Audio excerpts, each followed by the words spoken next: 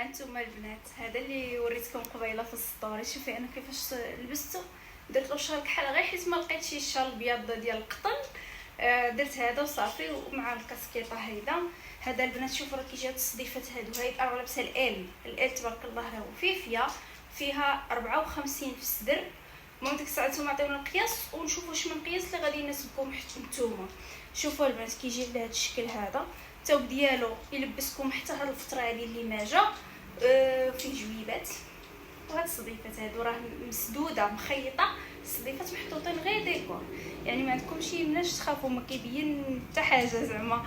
شوفوا اليديدات ديالو راه طويولين. اليديدات في العبايات راه كيديروا فيهم 62 البنات، طوله 62، والعبايه كيكون فيها متر و50.